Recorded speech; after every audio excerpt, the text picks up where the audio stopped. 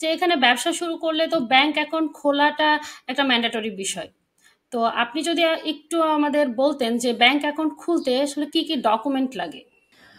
আহ, কোম্পানির যখন রেজিস্ট্রেশনের জন্য আহ, হয়ে যায় আমাদের আমাদের প্রথম দ্বিতীয় গুরুত্বপূর্ণ একটি বিষয় থাকে, সেটা হলো যে ব্যাংক অ্যাকাউন্টটা এই দেশে কোম্পানি ব্যাংক অ্যাকাউন্ট করাটা আসলে অনেক ক্ষেত্রে অনেকের কাছে একটা জটিল বিষয় বলে মনে হয় আর কি।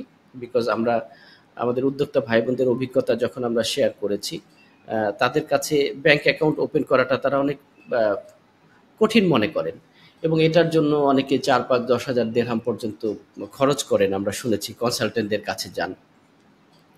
কিন্তু বিষয়টা হলো যে আপনার সমস্ত ডকুমেন্টেশন যদি ঠিক থাকে, আপনি ব্যাংকে যাবেন, আপনার ব্যাংক অ্যাকাউন্ট ওপেন করবেন, ব্যাংকের যে রুলস রেগুলেশনস আছে সেগুলো মেনটেন করে ব্যাংক অ্যাকাউন্ট ওপেন করবেন, সমস্যাটা কোথায়?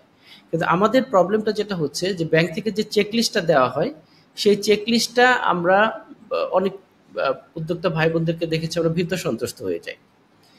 চেক লিস্টটা দেখে উপরে কাজ করে আপনি ব্যাংকের সাথে কথা বলেন, একবারের জায়গায় দুবার যেতে হতে পারে। মোটা দাগে যে সমস্ত ডকুমেন্টেশনগুলো লাগে সেটা হলো ট্রেড লাইসেন্স কপি, এমওএ লাগবে আপনাদের, শেয়ার হোল্ডার বা পার্টনার্স যারা আছে তাদের passport copy, visa, Emirates ID copy লাগতে পারে, এবং আপনার যে অফিস আছে অফিস লিজ এগ্রিমেন্ট বা টেনেন্সি কন্ট্রাক্ট বলে অনেক ক্ষেত্রে, কোম্পানি স্ট্যাম্প অনেক ব্যাংকের ক্ষেত্রেই, অনেক ব্যাংক এখন আবার স্ট্যাম্পের প্রয়োজন হচ্ছে না, অনেক ব্যাংকের ক্ষেত্রে কোম্পানির স্ট্যাম্পটা ম্যান্ডেটরি, অর্থাৎ সিল বা স্ট্যাম্প যেটাকে বলে সেটা প্রয়োজনের ক্ষেত্রে।